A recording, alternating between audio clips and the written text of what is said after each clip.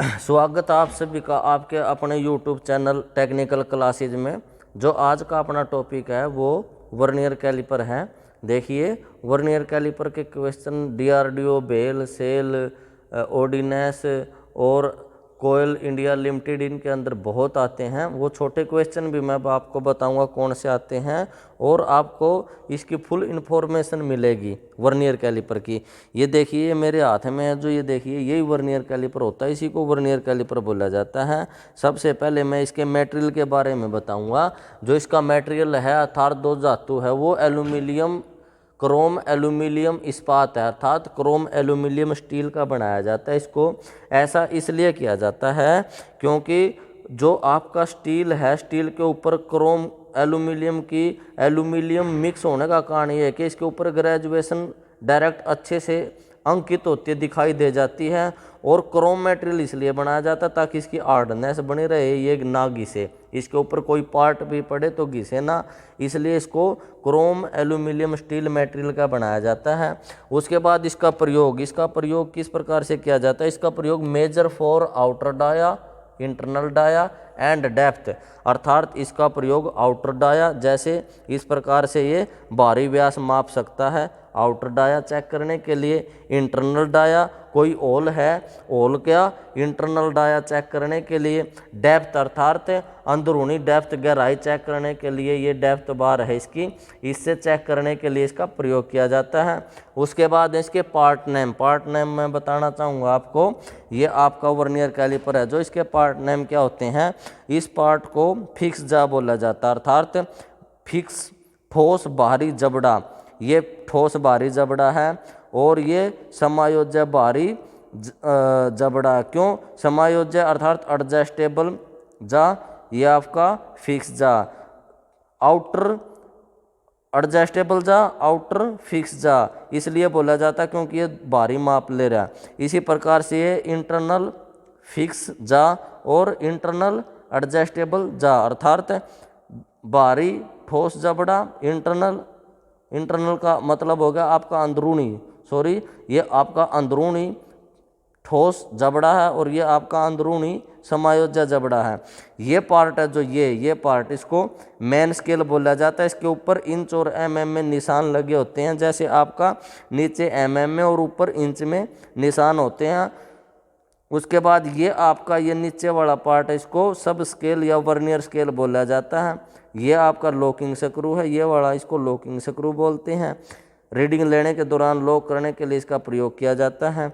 और ये आपका थंब लीवर है, आगे पीछे खिसकाने के लिए, चलाने के लिए इस थंब लीवर का प्रयोग किया जाता है।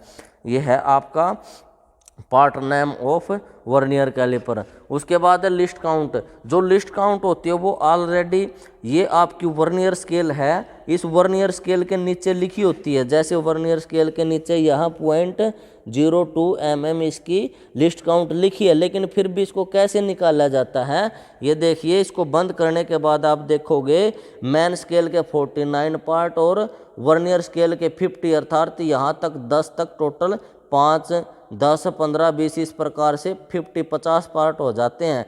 लेकिन जो मैन स्केल है वो एक भाग के अंतर पे चलती है, अर्थात एक डंडे से दूसरे डंडे का अंतर है जो 1 mm ही है। इसलिए मैन स्केल ऑफ 1 पार्ट, अर्थात मैन स्केल का एक भाग बराबर है 1 mm ही होता है।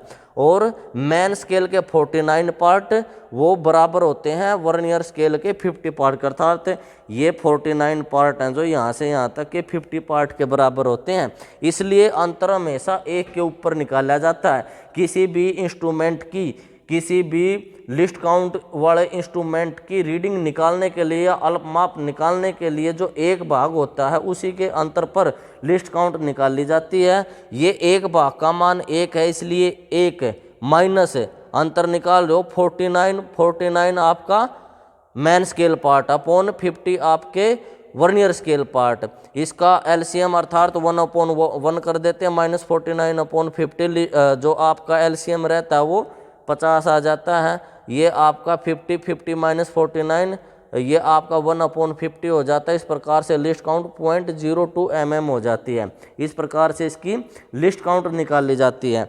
उसके बाद है रीडिंग अर्थात खोलने का तरीका। इसको कैसे खोलोगे और कैसे इसका माप लोगे। खोलने का तरीका, मुख्य पैमाने के खुले भाग अर्थात मेन स्केल पर जो भाग खोलते हैं, यदि हम 1 खोलते हैं तो 1 mm खुल गया, 2 खोलते हैं तो 2 mm खुल गया, 3 खोलते हैं तो 3 mm खुल गया। इसी प्रकार से कंटिन्यू एक के डिफरेंस के अंदर चलते जाओगे आप, जितना खोलोगे उतना ही चल जाता है।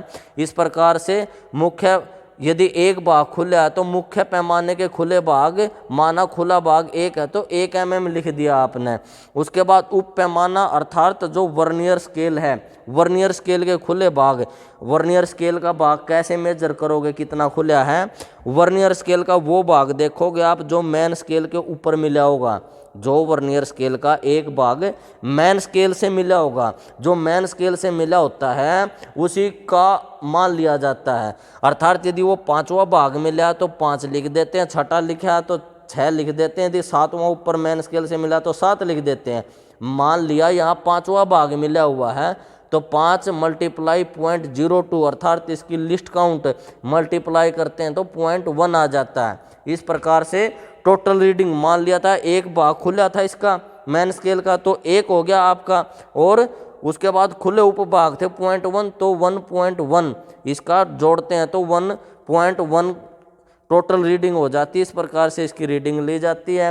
उसके बाद इसकी रेंज, जो रेंज होती है वर्नियर कैलिपर की, वो 0 से 150 या फिर 0 से 200 या फिर 0 से 300। इस प्रकार से इसकी रेंज 0 से लेके 1200 mm तक होती है। जो आम वर्कशॉप के अंदर वर्नियर कैलिपर यूज किया जाता है उसकी जो रेंज होती है, रेंज वर्नियर कैलिपर की 0 से 150, उसके बाद आपका 0 से आपका 200 या फिर आपका 0 से 300। इस प्रकार से इसकी टोटल रेंज होती है 0 से 1200 mm तक। निम्न के अनुसार 0 से 1200 mm तक इसकी रेंज होती है। वर्नियर कैलिपर की जो खुलने की रेंज होती है वो 1200 mm तक होती है। इसको आप ये भी लिख सकते हो, मैनली 0 से 1200 mm मैन रेंज रहती है, इसकी खुलने की रेंज है जो 0 से 1200 है। उसके बाद आपका सुरक्षा सावधानी अर्थात सेफ्टी प्रिकॉशन, इसके लिए वर्नियर कैलिपर के लिए क्या सेफ्टी कर सकते हो आप। देखिए, इसको कटिंग टूलों से दूर रखें ताकि इसके ऊपर निशान न पड़े। यदि निशान इसके ऊपर पड़ गया आप रीडिंग कैसे देखोगे। और साफ कपड़े के साथ इसको कार्य करने से पहले साफ करें और बाद में भी इसको डिब्बे के अंदर जब रखोगे आप साफ करके ही रखें। उसके बाद यदि इसमें कोई त्रुटि आ जाती है तो उस त्रुटि को चेक करें। यदि त्रुटि है, ठीक नहीं हो सकती, तो उसका प्रयोग न करें क्योंकि माप आपका सही नहीं आएगा। और चोट लगाने के उद्देश्य से प्रयोग न करें। जैसे आप प्लायर या का प्रयोग करते हैं, हैमर का प्रयोग चोट लगाने के लिए करते हैं, प्लायर का तो गलत हो जाता है चोट लगाना। जैसे हैमर से किसी धातु के ऊपर चोट लगाते हो, इस प्रकार से चोट लगाने के उद्देश्य से वर्नियर कैलिपर का प्रयोग न करें। ये इसके लिए सेफ्टी प्रिकॉशन है। ये जो आपका टॉपिक था वर्नियर कैलिपर था। वर्नियर कैलिपर के अंदर जो बेल सेल या DRDO या फिर आपका ऑर्डिनेंस के अंदर क्वेश्चन पूछे जाते हैं, वो पूछा जाता है मटेरियल ऑफ वर्नियर कैलिपर। वो 4 ऑप्शन दे देते हैं आपको, स्टील है, रोट आयरन है, एल्यूमिनियम स्टील है या क्रोम एल्यूमिनियम स्टील है। तो ऑप्शन आपका चूज रहता है एल्यूमिनियम, क्रोम एल्यूमिनियम स्टील। इसी प्रकार से रेंज ऑफ वर्नियर कैलिपर, जो रेंज ऑफ वर्नियर कैलिपर पे 0 से 150 या फिर 0 से 1200 तक इसकी मैक्सिमम रेंज रहती है, और कम से कम जो रेंज रहती है वो 0 से 150 mm की मिनिमम रेंज रहती है। उसके बाद है आपका least count of vernier caliper. जो वर्नियर कैलिपर का आपका लिस्ट काउंट है वो आपका 0.02 mm है। रेंज के रेंज को आप सिर्फ 0 से 150 या फिर 0 से 1200 दिखा सकते हो, क्योंकि ये आपकी मैक्सिमम है और ये आपकी मिनिमम है। जो minimum range of vernier caliper है 0 से 150 mm और जो maximum range of vernier caliper है वो आपकी 0 से 1200 mm है। ये हमारे पास वर्नियर कैलिपर था जो आपको दिखाया। इसको यूज करने का तरीका, किस प्रकार से इसको यूज किया जाता है, इसके पार्ट नेम, मटेरियल यूजेज और reading list count, safety precaution, इसके बारे में बताया गया। काफ़ी मोस्टली वर्कशॉप के अंदर यूज होने वाला इंस्ट्रूमेंट है, इसको ध्यान से देखें और इसके बारे में सीखें। ये आपका वर्नियर कैलिपर का टॉपिक है। That's all, okay, thank you. Next आगे भी आपको इसी प्रकार से इंस्ट्रूमेंट से रिलेटेड क्लास मिलेगी। क्लास का आनंद लेना, ध्यान से देखना, काफ़ी सीखने को मिलेगा आपको। धन्यवाद।